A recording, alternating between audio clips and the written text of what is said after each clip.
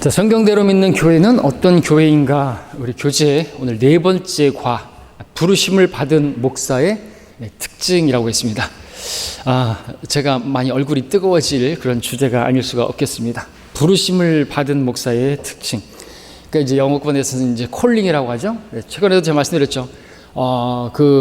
LA의 김경화 목사가 맨날 만나면은 콜링 받았냐고. 그러니까 자기는 콜링을 받은 게 확실하고 확신이 있고, 근데 이제 그런가를 이제 물어보는 거죠. 마치 구원을 받았다면 구원 간증을 해보라고 하는 식으로. 그러니까 콜링을 받았다면은 언제 콜링을 받았는지 구체적으로. 그러니까 하나님께서 근데 그렇게 말씀해 주시나요? 그렇게 하나님께서 말씀해 주시고 뭐 그런 거 없어요. 미세한 음성으로 들려주시는 거 없어요. 근데 부르심을 받은 성도의 목사의 특징은 있다라는 거죠. 그 특징이 뭐냐? 덧붙여 말씀드리면 하나님께서 부담을 주세요, 그죠? 그리고 어떤 환경으로 인도해 주세요. 하는 일이 안 된다든지, 그러니까 세상 일이 잘 안 된다든지, 물론 그렇다고 해서 망해가지고 그런 건 아니고, 또 세상 일이 다 망해서 이제 하나님 일을 하라는 겁다, 그것도 아니지만 그 환경으로 인도해 주신다는 거예요. 길이 막혀요. 그러니까 그런 것도 있고, 또 내적인 그런 부담이 있어요. 그러니까 하나님의 일을, 저 같은 경우에는 이제 간증 몇 번 했지만, 제가 이렇게 신학 공부할 때 저는 이제 뒤에서 나오겠지만 신학 공부를 했다고 해서 다 목사가 되는 건 아니에요. 이성 목사님께서도 우리 입학식 때 50명 왔었을 때 다 쓸어 나가고 이제 몇 명 안 남았었지만 다 쓸어 나갔을 때 딱 입학식 때 그랬어요. 신학을 공부하는데 목적이 목사가 되겠다, 나는 뭐가 되겠다, 교사가 되겠다, 그런 건 다 내려놓으라고. 그냥 나는 하나님의 말씀에 순종해서 공부하라고 해서 공부하는 것이다. 그 자세로 공부를 해야 된다고. 자신의 어떤 개인적인 야망이나 이런 것이 있어서는 안 되는 거죠. 다 내려놓고 부인하고 그렇게 해야 되는 거죠. 그러고서 이제 공부를 하고 이제 마지막에 이제 그런 부르심을 저는 전혀 없었어요. 근데 당시에 이제 부목사를 통해서 이제 왔죠. 광주를 놓고 기도해봐라 하죠. 내려가라고 한 것도 아니에요. 또 목사님도 얘기하시고, 근데 저는 안 됩니다. 계속해서 버티다가, 근데 이제 제가 그때 당시에 이제 이렇게 재활용하는 그 포크레인으로다가 집게가지고 재활용 깡통 그거 하는데, 근데 그거 쓰레기 더미지 말하자면 재활용 거기 좀 알루미늄 캔과 쓰레기를 그냥 그야말로 재활용 거기서 캔은 박 찝고 하는데, 하면서 그 더미에 쓰면서 그 미세한 음성이라는 게, 그러니까 제 안에서 이제 나오는 음성이죠. 너 신학 공부했지? 예, 했습니다. 계속 그 일만 하려고 공부했냐? 이제 그런 음성이 이제 들리는 것이죠.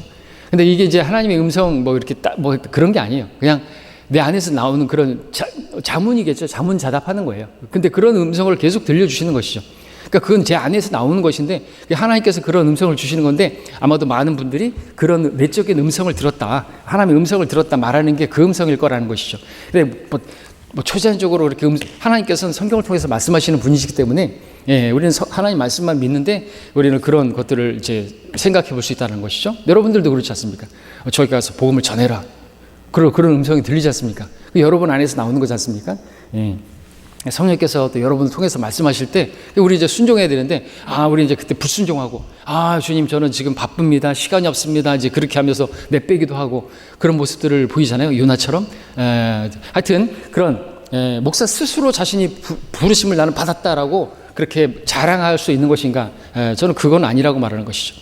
근데 그런 어떤 증거들과 이런 것들을 보게 되는 거죠. 그리고 다른 성도들의 권면이 있어요. 내적 확신, 환경 이런 것들에다가 또 다른 성도들의 조언, 목자의 조언, 그런 것들, 은사가 있는 것 같다, 기도해봐라, 그러한 것들이 사인이 되는 것이죠. 그리고 그러한 것들을 통해서 자연스럽게 인도해 주시는 그러한 것들을 통해서 부르심을 하나님께서 부르신 것을 우리가 이제 가질 수 있는 거죠. 확신한다기보다 그 부르신다는 게, 근데 자꾸만 우리가 그것을 버티는 것이 또 있는 것이죠.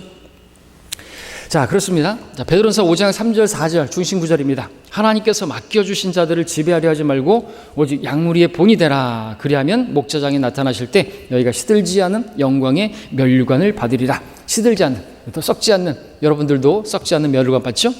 어떤 계급 있는 것도 아니고, 하여튼 이 면류관의 종류가 있고, 그것은 니콜라파처럼 성도들을 지배하려면 안 되죠?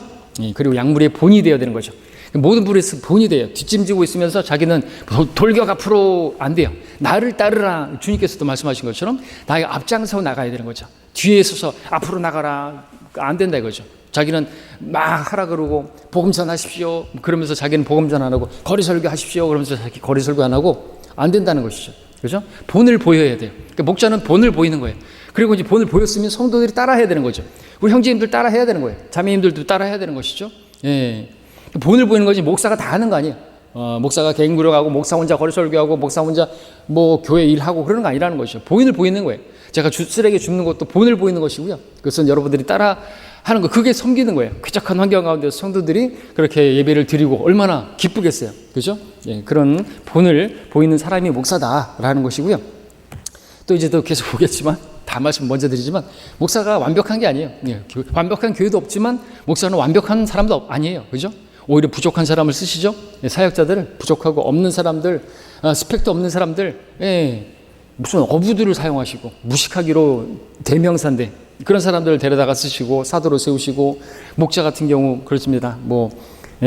우리 재판관계가는 너무나 잘 보이죠. 재판관계의 사람들은 다 진짜 소외계층, 창녀 아들도 사용하시고, 뽕나무 치는 사람 쓰시고, 선지자 중에서는 소몰이 막대기 가지고 그렇게 샴갈이라든지 이런 사람들을 쓰지 않습니까? 그런 소몰고 양 몰고 그런 사람을 쓰시다. 모세도 40세 때 안 쓰시고 20대에 말과 지혜를 배워갖고 막 청산 유수고 그런 사람 안 쓰시더라는 거죠.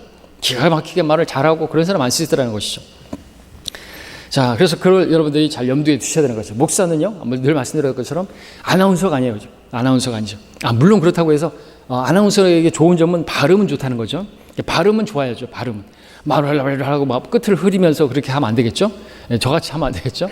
그럼에도 불구하고 부족한 사람을 사용하셔서 성도들로 하여금 또 기도하게 하시는 것이죠. 그렇죠?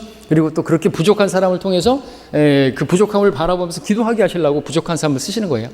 그렇잖아요? 모세를 향해서 얼마나 많이 대항하고 불평했습니까? 모세가 부족하고 무슨 이방 여인하고 결혼한 거 가지고 트집 잡고, 근데 그런 부분들 문제가 될 게 아니지만, 근데 하나님께서 그런 사람을 쓰시는 건 또 성도들에게서 믿음을 보게, 사람 보지 말라 이거죠. 그죠? 그런 것도 있는 거예요. 그러니까 하나님이 하시는 일은 정말로 완벽하죠. 예, 그래서 모든 일에 합력해서 성도들도 그렇고 목사도 그렇고, 또 목사가 부족하다 그러면 기도해 줘야 되는 거죠. 예, 디모데를 위해서 사도 바울이 기도했잖아요. 목사로서 그 은사가 불일듯 일게 되기를, 정말 그 은사가 더욱더 잘 늘어나고 더 많이 주시도록 기도하고, 그걸 위해서 기도하는 거죠. 설교가 못마땅하면 설교 잘하게 해주시라고 눈물로 기도하셔야 되는 거고, 그죠? 그런 것입니다. 자, 양떼를 잘못 인도하는 목자들이 있는 것이죠. 예레미야에서 많이 나오는데요. 주가 말하노라, 내 초장의 양들을 죽이고 흩어버리는 목자들에게 화가 있으리라. 그러므로 이스라엘의 주 하나님이 내 백성을 기르는 목자들에게 이같이 말하노라. 너희는 내 양무리를 흩어버리고 몰아냈으며 그들을 돌보지 아니하도다. 보라, 내가 너희의 악행을 너희에게 벌하리라. 주가 말하노라. 그렇습니다. 많은 선성이 되지 말라 그랬는데 또 많은 정죄가 있고요. 책임이 큽니다. 심판이 크죠. 자, 예레미야 23장 지금 이 말씀과 대조적인 말씀이 시편 23편 1, 2절 말씀이죠. 같은 1, 2절 말씀인데 23편 또 똑같아요. 23편 1절 2절, 23편 1절 2절, 23장 1절 2절 대. 근데 올바른 목자와 그렇지 못한 목자를 완전히 대조해 보여주고 있죠. 23편 시편에서는 주는 나의 목자시니 내가 부족한 것이 없으리로다. 그가 나를 푸른 초장에 눕게 하시며 잔잔한 물가로 나를 인도하시는도다 라고 했습니다. 자, 목자는 그가 치는 그 양이 부족한 것이 없게 해야 할 책무가 있죠. 그러기 위해서 목자가 있는 것이니까, 목자가 해야 할 일이 그것이니까, 목자는 양을 푸른 초장에 데려다가 풀을 먹게 해야 하죠. 급류가 아니라 잔잔한 물가로 인도해서 물을 먹여야 하죠. 자, 목자에게는 양의 양식과 안전을 책임져야 할 그런 의무가 있는 것이죠. 그런 점에서 우리 주님은 완벽한 목자가 되시는 분입니다. 자, 그렇게 함으로써 목자는 지친 양을 소생시킨다. 시편 23편 3절에서. 이 점은 목자와 양의 관계를 넘어서 우리 선한 목자이신 우리 예수님과 그리스도의 관계를 계시하는 것뿐만 아니라 지역교회 목자와 성도들의 관계에도 영적인 적용이 가능하죠. 자, 목자에게는 양을 바르게 인도할 책임이 있습니다. 자, 목자가 없거나 잘못된 목자를 만나는 건 정말 불행하죠. 우리 주위에 얼마나 많은 불행한 사람들이 있습니까? 안타까운 사람들이 있습니까? 목자를 잘못 만나서 지옥의 대기자로 있고, 또 배나 더 악한 지옥의 자식이 되어 있고, 그런 사람들이 있습니까? 구원의 확신도 갖지 못하고 열심히 교회만 다니고 지옥 가는 사람들이 얼마나 많습니까? 얼마나 안타까워요. 불행하죠. 자, 구약의 예레미야에서도 이 양떼의 인도자들이 이스라엘의 멸망의 주된 원인, 제공자 됐던 것이죠. 오늘도 마찬가지입니다. 목자가 참 중요한 것입니다. 자, 그 예레미야서를 보게 되면 이제 이스라엘이 멸망하기 전에 백성의 목자들이 주님을 거역하고 범죄했어요. 배교는 목자부터 시작되는 거예요. 그럼 백성들은 어떻게 돼요? 목자가 쓰러지면 양떼들은 쓰러진 거 당연하죠. 그 길을 가는 거 당연한 거죠. 예레미야 2장 8절에서. 그 다음에 목자들은 우둔하게 돼, 어리석게 되었어요. 목자가 주님을 의지해야 되는데 주님을 찾지 않아요. 기도하지 않아요. 목사가 기도하지 않아요. 오늘날? 그러면은 이거 끝난 거죠. 또 목자들 가운데 많은 이들이 이스라엘을 짓밟고 파괴시켜 버렸어요. 예레미야 12장 10절의 말씀에 나오고 있죠. 그렇게 주님께서 말씀하셨습니다. 죽여버리는 거예요, 목자를. 양육하라고 맡겨놨는데, 맡겨주신 약물인데, 또 목자들이 주님의 약물을 죽이고 흩어버리고 몰아내고 돌보지 않았어요. 23장 1, 2절 우리가 읽었죠? 대표 앞에. 그 다음에 목자들이 주님의 양들을 곁길로 가게 만들고요, 산지로 돌이키게 함으로써 산에서 산으로 방황하게 만들고 쉼을 얻지 못하게 만드는, 주님께서 그러한 목자들의 양떼를 잃어버린 양이라 예레미야 50장 6절에서 말씀하고 계십니다. 잃어버린 양이죠.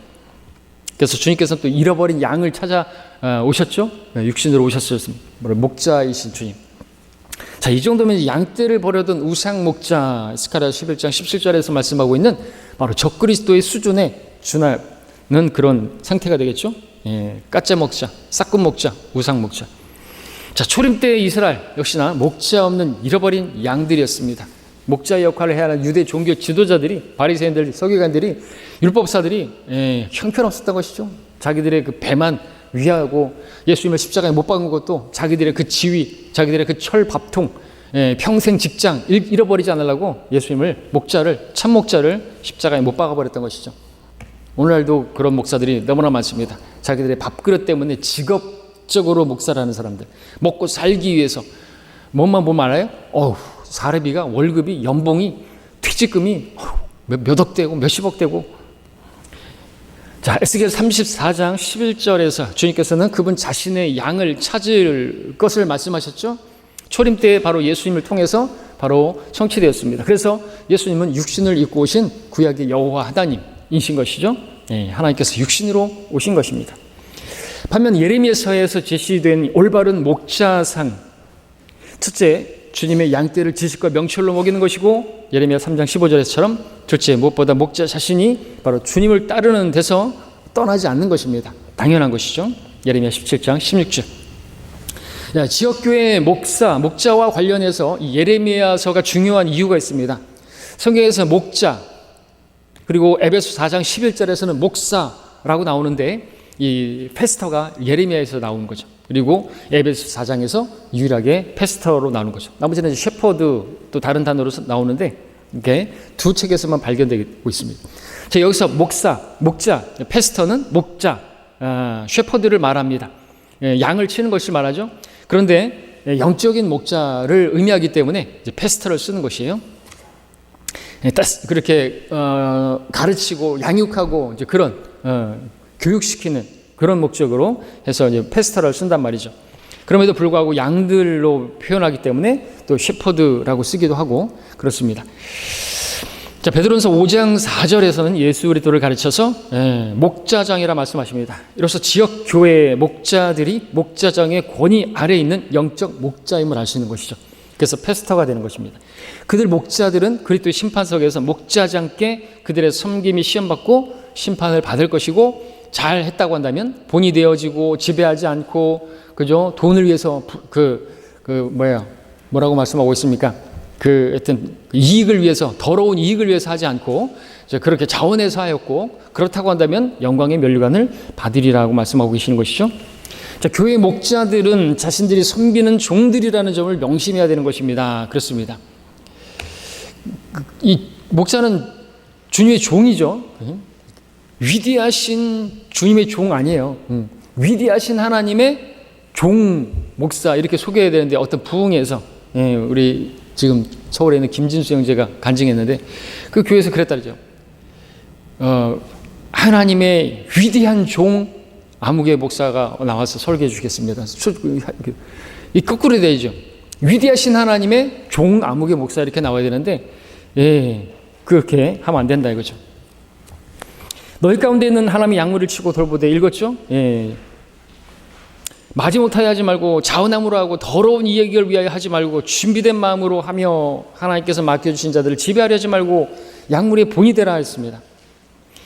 또 우리는 우리 자신을 전파하는 것이 아니라 그리스도 예수가 주이신 것과 우리 자신이 예수를 위하여 너희의 종인 것을 전파하노라 했습니다. 바울이 사도로서 지금은 또 목사가 목자로서 그렇게 성도들을 섬기는 종인 것이죠. 그러니까 말씀으로 섬기는 것입니다. 본을 보이면서 섬기는 거예요. 섬기게 할 목적으로 그렇게 본을 보이는 것이고 말씀을 전하는 것이다 이거죠. 말씀으로 막 정죄하고 표적 설교하고 막 정죄하고 그러면 안 되는 것이죠. 그래서 쥐잡듯이 잡아가지고 교회 안 나오면 안 될 것처럼 그런 식으로 설교하고 협박하고 그러면 안 되는 거죠. 작정 헌금하게 만들고 그런 설교나 하고 그러잖아요. 우리 성도들 믿는 교회는 출석과 헌금에 대해서는 절대 설교하지 않습니다. 뭐 그렇다고 해서 11조에 대해서 내용을 설교하지 않는다는 말 아니에요. 이렇게 말했더니 목사님도 11조에 대해서 설교했잖아요. 이렇게 얘기하는데 아니 그거는 얘기해야죠. 강요하기 위해서 어떤 작정 헌금을 위해서 그런 강요 목적으로 이런 헌금과 또 출석에 대해서 그런 목적으로 설교하지 않는다는 것이지. 출석에 대해서 강조해야죠. 모이는 것을 쉽게 저버리지 말라고 말씀하셨으니까 그 말씀을 전해야죠. 11조를 자원함으로 최소한으로 그런 것들에 대해서 하나님의 법칙에 대해서 말씀을 전해야죠. 그걸까지 전하지 않는 건 아닌 것이죠. 그러나 우리는 그걸 뜯어내기 위해서 또는 강제적으로 동원시키기 위해서 총동원 주일이니 이런 것도 안 하고 그런다는 것이죠. 그래서 잘 이해를 해야만 하겠습니다. 자, 그 다음에 우리가 보는 주제는 목사가 되고자 하는 열망과 기본 자격이 되겠습니다. 디모데 3장 1절을 보니까 어떤 사람이 감독의 직분을 원한다면 그가 선한 일을 정말 사모한다. 그 말은 정말로 진실하다, 참되다 라고 성경은 말하고 있습니다. 자, 어떤 성도가 이 목사의 직분을 원한다라고 하면 그는 선한 일을 사모하고 있는 것이다. 성도들에게 말씀을 가르쳐서 그들을 하나님의 사람으로 온전하게 하고, 그죠? 모든 선한 일에 철저히 구비시키는 그 일을 하고자 하는 것은 정말로 건전한 열망인 것이죠. 여기서도 이제 여러분 눈치채셨지 모르겠지만 그건 성도들을 온전하게 성도들을 섬기기 위해서 목사가 되고자 하는 것이에요. 그죠? 그 사람이 자기가 높아지고 자기가 명예를 떨치고 자기 이름을 날리고 연봉을 높이고 세상에서 할 일이 없으니까 일반 대학 다 떨어지고 하나님께서 나를 신학교로 부르셨나 보다, 목사로 부르셨나 보다, 그래서 목사가 되는 사람들 있다고 하는데 아니라는 것이죠. 그런 것은 자, 지역교회는 교회 회원들에게 성경을 가르쳐서 선한 일에 진력하게 할 영적 지도자가 필요한 것입니다. 그러니까 그러한 하나님의 그 선한 일을 위해서 하나님께서 목자를 부르시려고 하는데 성도들을 선한 일에 진력하게 하려고 그 일을 목적으로 그 목회를 해야 된다라고 하는 거죠. 자, 문제가 뭡니까? 신학교를 졸업하는 것이 목사가 되는 길이라고 착각하는 데 있습니다. 신학교를 졸업하고 목사 안수 받으면 목사가 된다고 생각하는데 하나님께서 주시는 그런 거룩한 소명도 없고 그런 사람들이 목사하겠다고 해서 오늘날 교회들이 그야말로 황폐화가 된 것이고 배교하게 된 것이죠. 하나님께서 보내지 않으신 그런 사람들이 백성의 지도자 역할을 한 것이 구약시대에도 있었고 오늘날에도 있는 것입니다. 문제예요. 아주 심각한 문제인 것이죠. 주께서 또 내게 말씀하시니라. 선지자들이 내 이름으로 거짓되이 예언하는도다. 내가 그들을 보내지 않았고 그들에게 명령도 하지 않았으며 그들에게 말하지도 않았는데 그들이 너희에게 거짓 환상과 점치는 것과 허망한 것과 그들 마음의 속임수로 예언하는도다. 그러므로 내가 보내지 아니하였는데도 내 이름으로 예언하여 말하기를 칼과 기근이 이 땅에 있지 아니하리라 하는 그 선지자들에 관하여 주가 이같이 말하노니 칼과 기근으로 그러한 선지자들을 소멸될 것이라. 오늘날 같은 경우는 평화로다, 평화로다, 평안하다, 평안하다 할 때 마지막 때라 그랬지 않습니까? 밤에 도둑같이 주님께서 오신다고. 오늘날 어떻습니까? 긍정적 사고방식을 얘기하고 긍정의 힘을 얘기하고 삼박자 축복을 얘기하고 다 잘 될 거라고. 무천년 후천년 주님께서 오시기 전에 이 땅에 천년의 평화가 임할 것이다. 평화, 칼과 기근 없다, 전쟁 없다, 막 기도한다 이거죠. 그래서 유엔 만들고 로마 카톨릭 평화를 위해서 애를 쓰는 거 하나도 하는 게 없잖아요, 그죠? 다 가짜들이죠, 가짜들. 좋은 얘기만 하고 좋은 얘기만 합니다. 그래서 목사님 오늘 좋은 말씀 들었습니다 이렇게 말을 하면 안 되는 거예요. 좋은 말씀이 아니에요. 내 육신을 막 찔러서 하나님 말씀 설교는 설먼 이 겉사람을 죽이는 것이고 막 내 자아를 막 무너뜨리고 막 그런 상처가 되는 그런, 그죠? 우리 속사람을 살리기 위한 그런 영적인 수술인데 무슨 좋은 말씀 드렸습니다 그러면 안 된다 이것이죠. 물론 의미는 이제 다를 수 있겠지만, 그런 좋은 의미로 말할 수 있겠지만, 좋은 말씀하고, 뭐 긍정적인 얘기하고, 꿈이나 환상 얘기하고, 그러면 그런 사람들 싹군 목사인 것이. 구약이 그랬듯이 오늘날도 마찬가지입니다. 비전 얘기하면서, 야망을 가지십시오. 하나님 함께 하시면 다 될 수 있습니다. 모든 것이 가능합니다. 꿈을 꾸십시오. 그런 사람도 있잖아요. 다 싹군이라는 것이죠. 성경이 그렇게 말씀하고 있지 않기 때문에 그렇습니다. 주님께서 우리에게 그런 걸 약속하지 않았어요. 먹을 것과 입을 것 있으면 만족하라고죠. 영혼이 잘 되고 범사가 잘 되고 그건 개혁성경 표현이고 건강하게 되고 삼박자 축복, 그것은 개인적으로 요한이 가이오에게 그냥 바라고 기도했던 내용이에요. 하나님께서 약속해 주신 게 아니란 말이죠. 마치 근데 그 약속인 것처럼 예수 믿으면 다 되는 것처럼 그렇게 될 줄 알고 그렇게 교리로 가르치고, 그것은 목사가 그런 거 사람들이 바라는 거잖아요. 그러니까 세계 제일의 큰 대형 교회가 되지 않았습니까? 여의도 순복음교회 말이죠. 자, 목사의 자격이 뭡니까? 목사는 거듭난 사람이어야죠. 그리고 동시에 성경을 잘 가르쳐야 합니다. 그러나 감독은 비난받을 일이 없어야 하고 한 아내의 남편이어야 하고 절제하고 신중하며 예의를 바르고 대접하기에 힘쓰며 가르치기를 잘하고, 자, 그래야 된다는 거예요. 여기에서 다 100점을 맞아야 되는 거 아닙니다. 목사 시험을 봐가지고 이렇게 100점을 맞아야 되는 거예요. 100점 맞을 수 있는 사람 어디 있을까요? 그런 목사를 찾다 보면 한 명도 안 남을걸요? 그죠? 지금 현재 있는 목사님들 중에서 다 이렇게 해가지고 다 잘 가르쳐야 돼. 어느 정도 잘 가르쳐야 될까요? 어떻게 잘 가르쳐야 될까요? 뒤에서 보겠지만 잘 가르친다는 말의 의미를 알아야 되는 거예요. 그리고 비난받을 일이 없어야 되는데 비난받을 털어서 먼지 안 나는 사람 어디 있어요? 저 같은 경우는 얼마나 많습니까? 목사로서 일단 목소리부터 또 말 템포부터 마음에 드는 거 여러분들이 없다고 한다면 얼마나 많이 찾을 수가 있겠습니까? 한 아내의 남편이어야 하고, 그죠? 절제하고 신중하고. 자, 목사는 복음을 믿고 거듭난 결혼한 남성이어야 합니다. 거듭나지 않은 채 목사를 하는 사람에게는 그런 사람에 대해서 이수 목사님은 그 완벽한 교회는 없는가 이 책에서 이제 썼는데요. 자, 필자는 1985년 미국에서 가장 큰 한국인 교회를 했다는 목사를 만난 적이 있다. 그에게 언제 거듭나냐고 했더니 솔직하게 작년에 거듭났다고 말을 했다는 거죠. 그럼 거듭나지 않은 채 10년간 목회를 한 것이죠. 우리 주위에 거듭나지 않은 목사가 너무나 많습니다. 심지어 거듭난다는 말이 무슨 의미인지, 어떻게 거듭나는 것인지도 모르는 사람들이 있죠. 그런 사람들을 가리켜 예수님은 소경이 소경을 인도한다고 말씀하셨다. 시편 기자는 그러나 악인에게는 하나님이 말하노라, 내가 내 규례들을 선포하기 위하여 또 내 언약을 내 입에 두기 위하여 내가 무엇을 행해야 하느냐고 했다. 베드로는 거짓 선지자들을 가리켜 물 없는 셈이라고 했고, 피곤하고 목마른 여행자를 초청해놓고 아무것도 줄 수 없는 상황을 한번 생각해보라 이거죠. 자기의 유익을 위해서 하나님의 일꾼으로 가장하는 것만큼 큰 죄가 있겠는가 이죠.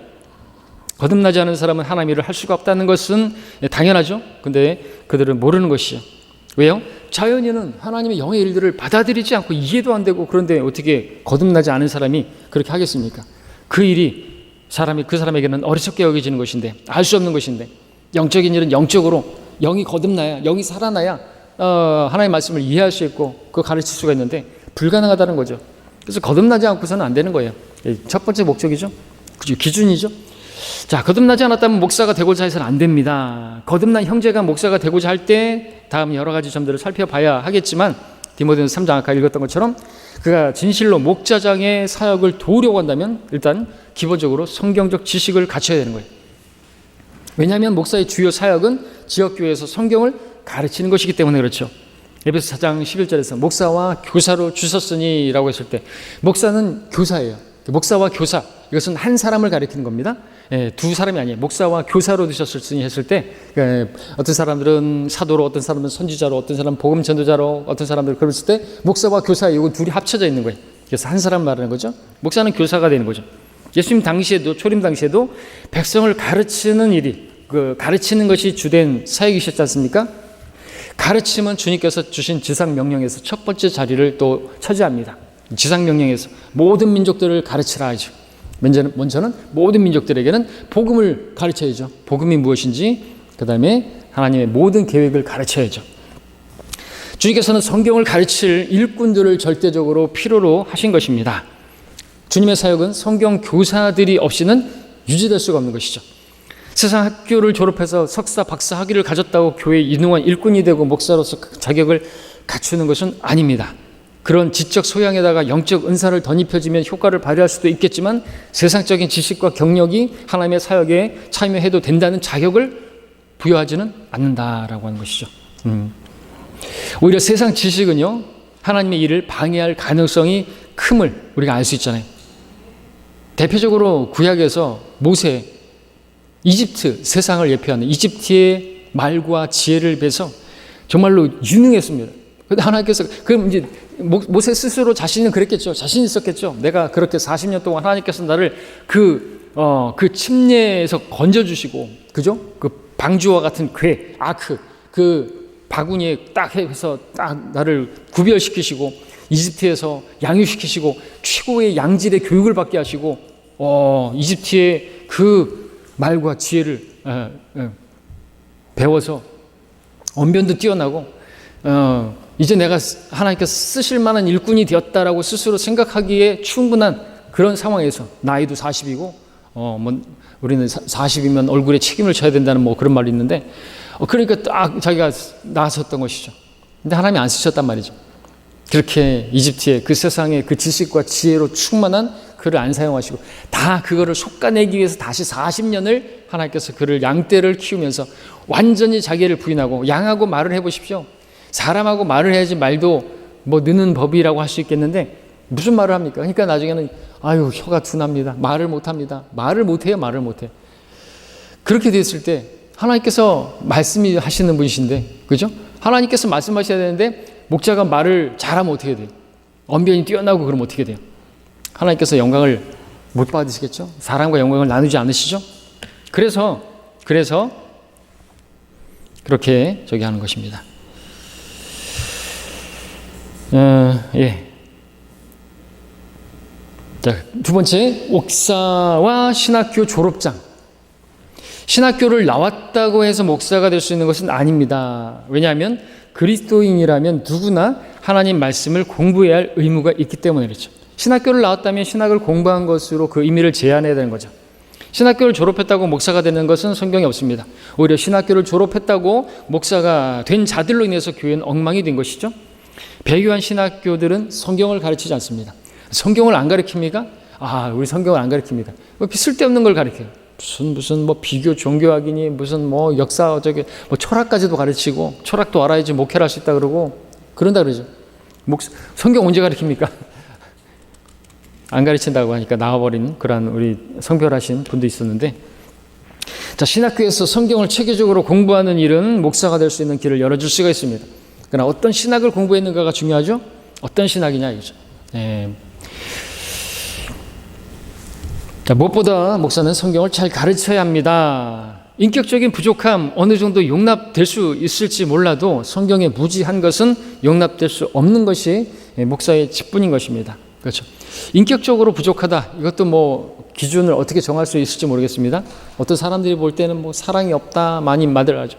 러커 목사님, 이성 목사님, 또 뭐 제이 프랭클 노리스 목사님, 이런 분들이라든지, 예, 그죠? 그런 분들 얼마나 또 어떤 부분에서는 다혈질했습니까? 분노하고, 근데 의로운 분노가 있잖아요. 경건의 질투로다가 하나님께서 분노하시고 진노하시고 화를 내시고, 그건 살아있다는 증거 아니겠습니까? 네, 그냥 하나님 일인 모독당하고 성경이 변개됐다 그래도 그럴 수도 있지. 그런 사람은 하나님께서 안 쓰시는 거예요. 이소 목사님 성경이 변개됐다는 사실을 알았을 때 심장이 터져버릴 것 같다는 그런 걸 쓰시는 것이죠. 그런 부담, 그런 부담이 있는 사람을 하나님께서 부르시는 것이죠. 그렇다고 해서 목사님께서 나를 하나님께서 부르셨다, 나는 목사다 라고 하면서 막 그렇게 떠벌리고 나는 부르심 받았다, 또 그렇게 말씀하신 적 없어요. 그죠? 항상 늘 나는 형제다, 형제처럼 대하라, 형제라고 부르라고 말을 하기도 했는데, 그렇다고 해서 진짜로 형제님 계속해서 말했던 사람이 있는데 그 사람은 들떨어진 사람이죠. 떨어져 나갔어요. 그러니까 형제와 같은 형제예요. 우리 주님도 우리를 다 형제라 부르기를 부끄러워하지 않으셨다고 했는데 얼마나 그 귀한 호칭인데요. 자, 그러나 그 질서를 위해서 하나님께서 목사와 교세로 세우신 부분이 있고, 배나 존경할 자로 여기라는 말씀도 있고, 어쨌든 자, 디모데전서 3장은요 목사의 자격 요건으로서 가르치기를 잘해야 된다고 분명히 명시하고 있죠. 자, 근데 이 가르치기를 잘하라는 말이 잘 알아야 돼요. 그 디모데전서 3장에서 말씀하고 있는데 그 후신인 디모데 후서에서는 목사가 되고자 하는 성도의 마스터해야 할 성경 공부 방법을 제시하죠. 디모데 그 목회자에게 바울이 쓰는데 기준이 뭐예요? 내가 진리의 말씀을 올바로 나누어 자신이 하나님 앞에 부끄럽지 않은 일꾼으로 인정받도록 공부하라 이죠. 그러니까 세대주의적 관점에서 성경을 올바로 나누어서 공부하라는 것이죠. 그렇게 공부해서 가르치라는 거죠. 성경을 제대로 가르치라는 거죠. 잘 가르치는 게 그게. 잘 가르치는 거예요. 그게. 올바로 가르치는 게 잘 가르치는 거라는 거죠. 잘 가르친다라는 게 여러분들 어떤 그런 언변과 어떤 화술과 어떤 누구를 할 수 있을까요? 성경 우리가 세상에서 보면은 무슨 그런 유창한 연사들 있지 않습니까? 그런 사람들처럼 그렇게 소위 말빨이 세고 그런 사람이 되어야 된다는 말이 아닌 거예요. 잘 가르쳐야 된다는 건 성경을 올바로 나누어서 가르칠 수 있어야 된다는 것이죠. 그렇지 않고 다시 아나운서 얘기를 한다고 한다면 아나운서도 그들이 보는 거 밑에 자막 나오는 거 그대로 읽고 그런 사람들이지 자기가 그렇게 하는 게 아니잖아요. 예. 하여튼 그런 기준을 우리가 잘 알아야 되는 거예요. 오해하면 안 되는 거죠. 바울 보십시오. 바울 언변이 얼마나 뛰어났습니까? 아니죠. 언변도 하찮고 그죠. 스스로도 나는 언변이 하찮다 말을 할 정도였습니다. 언변과 상관없는 거예요. 자, 그리고 다음 구절에서는요, 디모데후서 2장 16절에서는 세대주의가 아닌 교리는 비속하고 허황된 말장난에 불과하고 그것을 공부할수록 더욱더 불경건함에 나아갈 뿐이다라고 경고하고 있죠. 세대주의 신학은 무천년주의를 무릎 꿇게 만들고요. 디모데후서 2장 17절, 18절.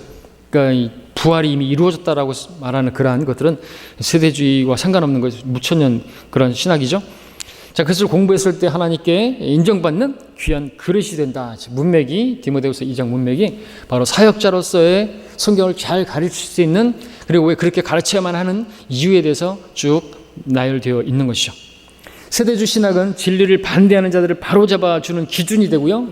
2장 25절에서 거짓교리, 무천년주의, 앞에서 말했던 그 부활이 이미 이루어졌다고 하는 그러한 알렉산더, 후메네오 이런 사람들에 대해서 주고 있죠. 그런 사람들이 지금 많잖아요. 그런 자들 수양함으로써 마귀에게 사로잡힌 자들을 그의 올무에서 깨어나게 한다. 그러니까 신천지라든지 이런 사람들, 후천년, 무천년주의, 로마 카톨릭 다 마귀에게 사로잡힌 자들이라고 성경에 말씀하고 있는 거예요. 그래서 그들은 마귀에게 속해 있고 마귀의 종들이라고 말을 한데 우리를 향해서 무슨 저 사람들은 아주 배타적이고 사랑이 없네 막 그렇게 말을 하는 거예요. 우리 성경대로 말하는 거예요. 사도 바울이 말하는 거예요. 마귀에게 사로잡혀 있는 마귀 종들이라고. 누구든지 정복을 당하면 그가 구원받았다 할지라도 우리가 형제라고 말할 수가 없다 이거죠. 왜요? 성경이 그들이 마귀에게 사로잡혀 있는 누구든지 정복을 당하면 정복한 자의 종이 된다고 했으니까 마귀 종이 아닙니까? 어떤 목사가 성경을 올바로 나눠서 가르치지 않고 행위구원을 가르치고 무천년주의 신학을 가르치고 그건 마귀 종이라고요. 조용기 목사부터 시작해서 어떤 목사, 오정현 목사님 다 그렇게 성경이 말하고 있어요. 근데 그런 말을 하면 안 된다고? 주님께서도 그런 말 하면 안 되죠. 독사의 자식들아, 뱀들아 말하면 안 되죠. 그들도 얼마나 열심히 나름대로 섬기려고 했는데 주님께서 우사 죽이지면 안 되죠. 우사를 하나님 섬기려고 했는데 말씀대로 안 했잖아요. 그죠? 말씀대로 안 했잖아요. 성경대로 안 했잖아요. 만지지 말라 했잖아요. 선악과는 만지지도 말라는 말은 없었지만 귀는 만지지 말라 했잖아요. 근데 왜 만지는 거예요? 그거 어겼다고? 다른 많은 좋은 일들, 선한 일들, 마음 그런 것들 다 무시해버리시고 죽여버리셨어요. 우리 그런 하나님을 알아야 되는 거죠. 하나님 말씀대로 성경대로. 그래서 우리가 성경 침례 교회인 거예요. 침례, 로마 카톨릭의 모든 거짓 교리, 거짓 신학, 무천년주의 그런 것들 다 배격한다 이거죠. 그걸 강하게 우리가 드러내는 이름이 성경 침례 교회예요. 그냥 이름이 멋있어서가 아니에요.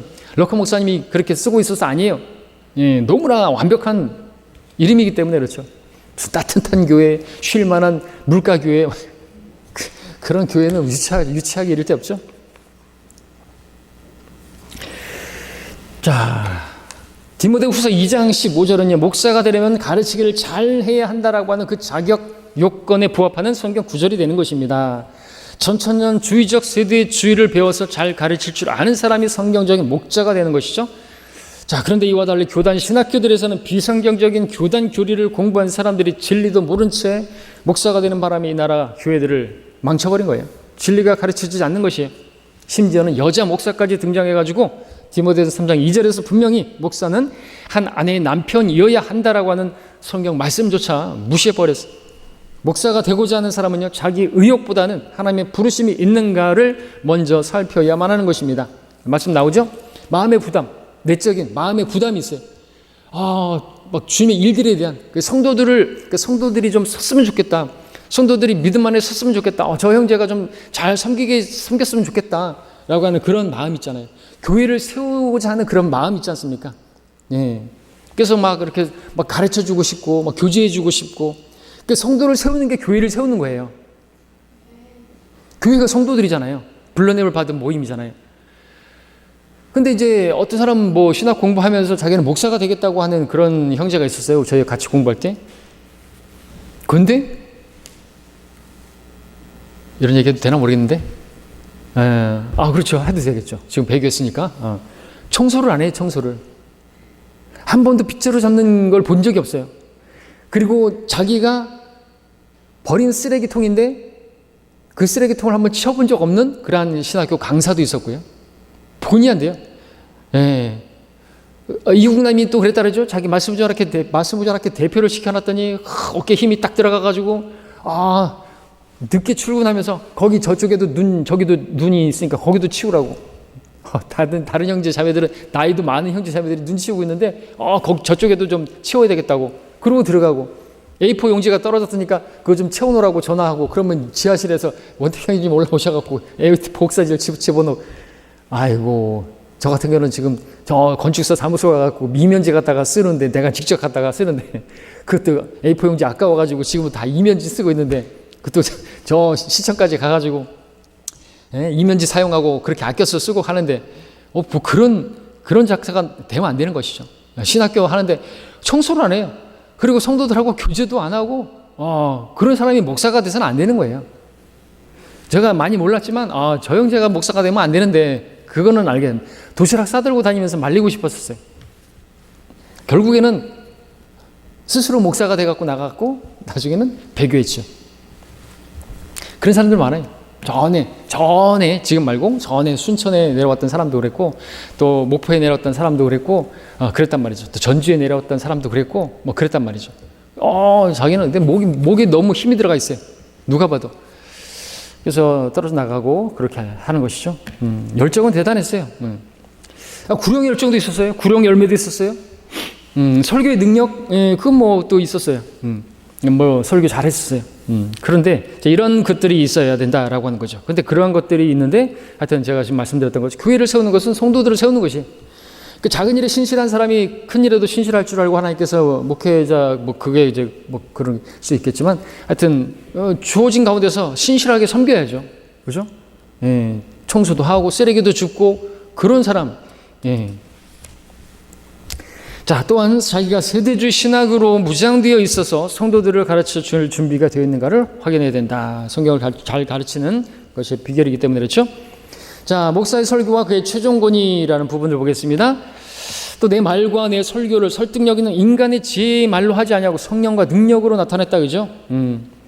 설교. 예.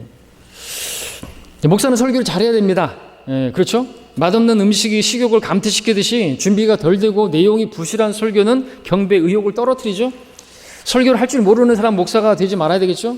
So what? 결국에 설교했는데 어쩌라고 이런 반응이 나오면 안 되겠죠. 막 우리 형제들하고 신학 공부할 때 어쩌라고 이성 목사님이 So what?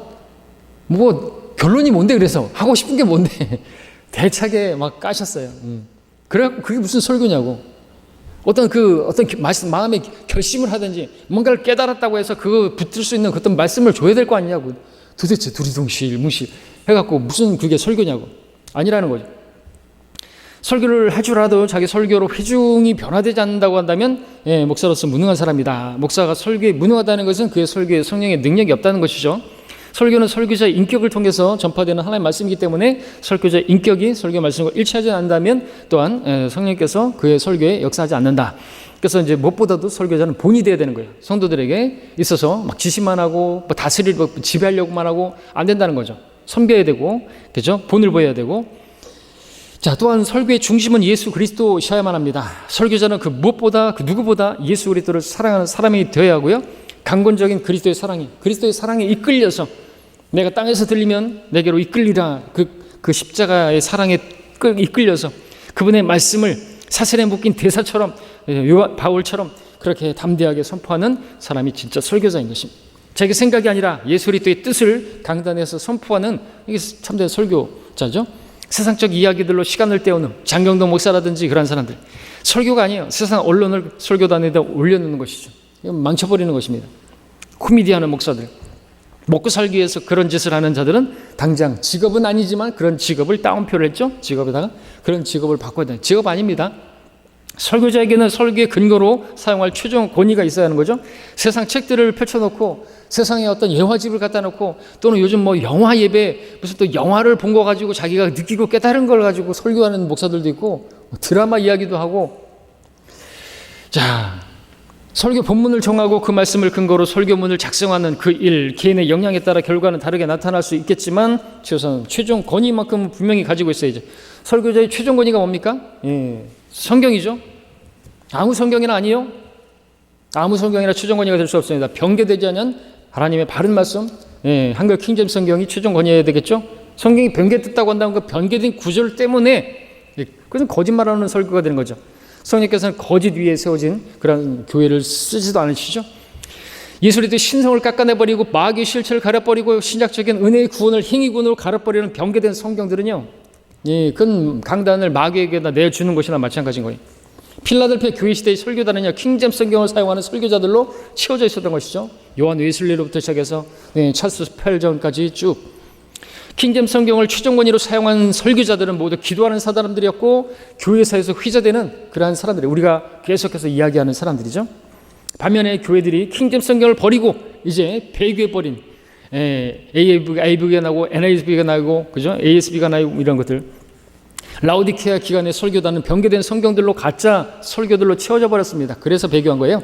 목사들이 배교해서 성경을 버렸기 때문에 최종 권위를. 그들은 참된 교회들에서는 기억해 주지 않는 그런 사람들입니다. 그들이 무슨 대단한 사람이라 할지라도 뭐 무슨 빌리 그레함이니 뭐니. 자, 변개된 성경을 사용한 설교자들의 열매가 뭐예요? 바로 세상을 사랑하는 세속화된 교회가 되는 거예요. 세상을 사랑해버려요. 세속화돼 버린 거예요. 여러분, 재미있는 것은 이혼 증서가 성경에 나오죠. 이혼 증서라는 뜻을 헬라어가 신약 성경에서 비블리온 아포스타시오죠. 이것은 배교한 성경이라는 뜻입니다.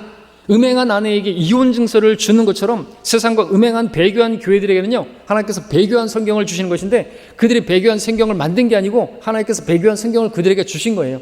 세상을 사랑하는 사람들에게. 변개된 성경이라죠. 비블리온 아포스타시오. 배교한 성경, 변개된 성경을 사용하는 교회들은 세상과 마음을 결합하도록 하나님께서 버림받은 내버려 두니까 그 변개된 성경까지 들었는데 하나님께서 주신 것이다, 이죠. 배교한 라오디케아 시대 교회들은요, 이혼 증서를 가지고 세상과 결합해버린 변개된 성경으로 설교하는 목사들의 그러한 판인 것이. 자, 교회의 성격과 사역과 방향, 그리고 그곳에서 강단에서 선포되는 설교로 좌우가 됩니다. 영적 양식도 육적 양식처럼 먹는 대로 나옵니다. 변개된 성경으로 설교하면 변개된 복음을 전할 것이죠. 그리고 열매는 거리 설교 안 하죠. 그리고 저 흠정역처럼 거리 설교 안 하죠. 개인 구령 안 하죠. 복음이 뭔지 모르죠. 교회들의 강단이 인문학적 지식을 채워놓고 세속적인 찬양을, 세속적 음악을 갖다 찬양가로 대세하고, 그러나 바른 성경, 킹제임스, 한글 킹제임스 성경으로 설교하는 교회들은 필라델피아 교회 시대처럼요, 복음을 전파하고 거리 설교하고 예수님의 재림을 소망하고 그런 열매가 있는 거죠. 열매를 보면 나무를 알 수가 있습니다. 설교자가 사용하는 그 성경을 보게 되면 그가 하나님께 부름받은 종인지 알 수가 있는 거죠. 설교자는 믿음과 실행의 최종권인 한글 킹제임스 성경으로 설교하고 그 성경으로 강단을 지켜내야만 하는 것입니다. 근데 이 성경을 자꾸만 공격하고 빼앗고자 하는 그런 무리들이 있습니다. 영적 전쟁입니다. 깨어서 기도해야 되고요. 우리가 이러한 내용들을 잘 알고 주님을 섬겨야 되겠습니다. 마치겠습니다.